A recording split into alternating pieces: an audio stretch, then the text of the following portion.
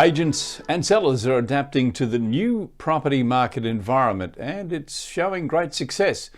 Back in just a moment with all the details and a look inside two of the top sales from the weekend. With the evolution of social media, marketing of property is no longer linear. Consumers are influenced differently. The Property Show is unique in that it empowers agents to connect with buyers and sellers through personalised content, social media and artificial intelligence. The Property Show delivers personalised, laser-focused marketing by combining new media, social media and audience targeting, and gives the agent a digital voice. See how well the Property Show works, and then let's get started telling the world about your property. See it now exclusively at realty.com.au. Well, as you'll hear in today's report, Eliza Owen from CoreLogic says that Melbourne's lockdown version 2 is revealing that agents and sellers are adapting to the changed conditions. More on that in just a moment when Eliza joins me. But first, here are the preliminary results from the weekend. Well, 1,344 capital city homes taken to auction this week, with preliminary collection showing a success rate of 59.2%.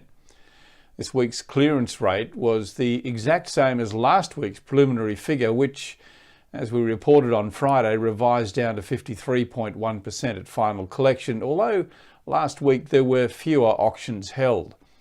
CoreLogic reports that it's likely this week's final clearance rate will come in around the same early 50s that we saw last week, as we continue to see large numbers of Melbourne auctions withdrawn from the market.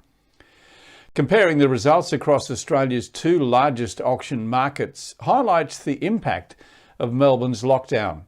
The preliminary numbers show 41% of Melbourne auctions were withdrawn from the market this week, compared with only 16% out of Sydney. The larger number of withdrawn auctions in Melbourne, which CoreLogic count as unsuccessful auctions, has seen the clearance rate drop from the early to mid 60% range through late May and June to low 40% range over the past 2 weeks, while Sydney clearance rates are holding above 60%. When removing withdrawn auctions from the clearance rate calculation, it shows the two markets are returning a similar adjusted reading in the low 80% range. Highlight that those properties which aren't withdrawn from the market are still finding buyers.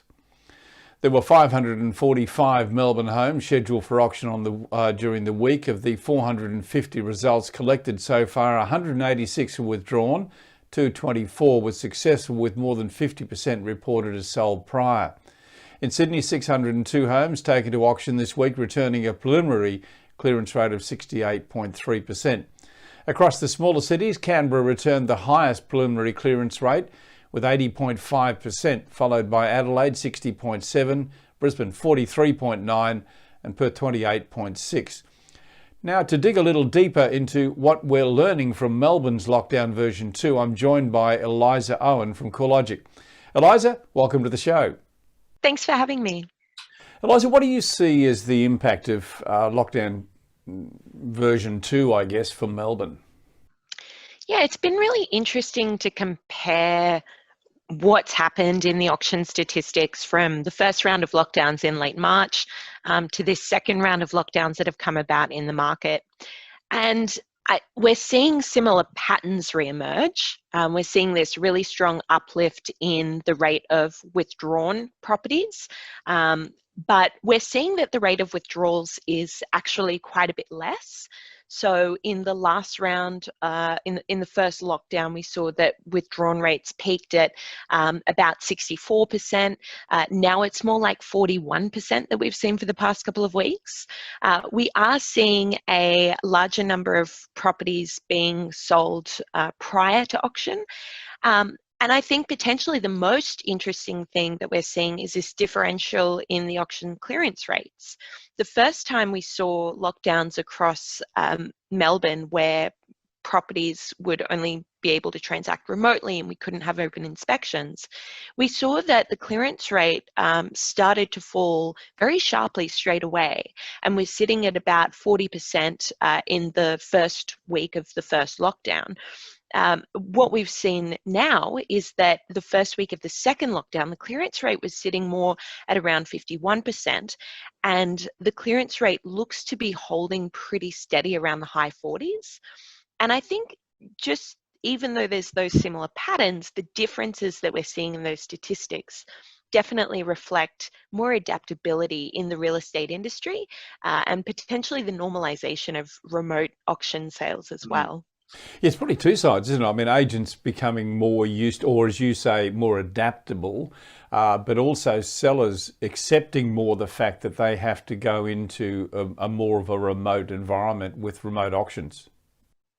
Yeah, I think so. And seeing that those auctions can be successful, agents being more efficient at implementing the technology, having sort of had a first round with that, it's definitely a more common uptake. I would still expect to see over the coming weeks that we are going to see a bit of a pivot away from the auction method. And the reason for that is twofold. The reason being that it's less practical to hold an auction, but also we see when consumer sentiment is a bit dampened and market conditions are a bit softer, people tend to favour the private treaty method of sale. So I think ultimately we'll probably see a smaller number of properties being put up for auction, but it is interesting to see that the auction market is being a bit more resilient this time around. Yeah, I thought too, and I've not discussed this with anyone, but the tender method is really an auction process without the auction day. And I did wonder whether this was going to be an opportunity for people to maybe move towards tender as opposed to auction, but that doesn't seem to have eventuated, that I've seen anyway. Yeah, in a way, I think that is the case, and it might become more prevalent in the current environment. But I think that I don't know, in times of uncertainty, I think what we saw with the first lockdown is that it is hard to see people going with new methods or changing much. But yeah, now that we're in that second sort of lockdown, it might become more common.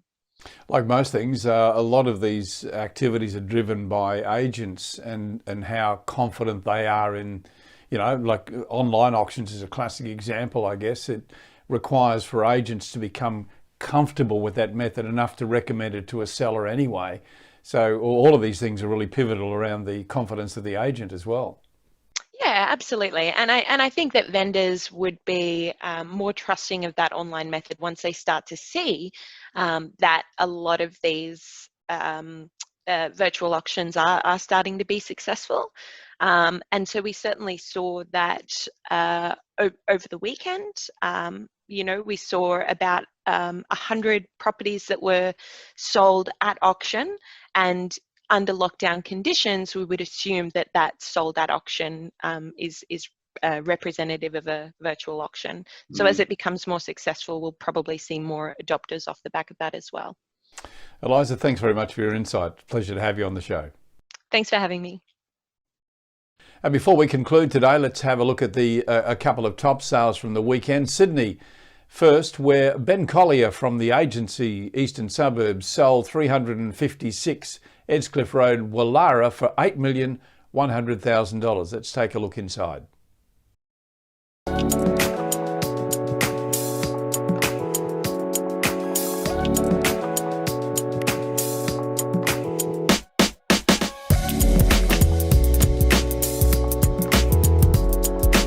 Highly exclusive and privately elevated, this magnificent residence has been completely reimagined to blend timeless elegance with modern luxury.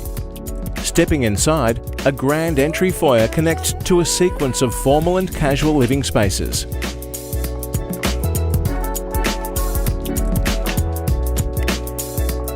Tasmanian oak floors line the interiors, while ornate 3.6 metre high ceilings add grace and beauty. As you continue through, a casual family area surrounds the gourmet kitchen, flaunting white Calcutta marble benches, a quality DeLonghi gas cooktop, and custom-designed butler's pantry. French doors encourage entertaining both indoors and out by creating a seamless transition to a court garden embellished by lush vinery and serene greenery. Accommodation comprises 5 deluxe bedrooms, including a decadent master, offering a balcony, ensuite, dressing room and green vistas. You'll appreciate the home's handy level rear access from Osborne Lane.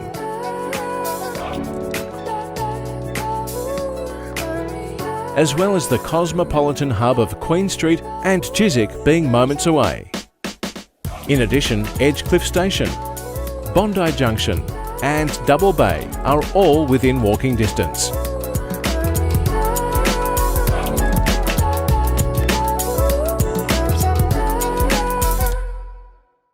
Australia's second top sale on the weekend was in Brisbane at 50 Kingsholm Street, Tenerife, where Matt Lancashire and Patrick Goldsworthy from Ray White at New Farm achieved a result under the hammer for $2,756,500. Here it is.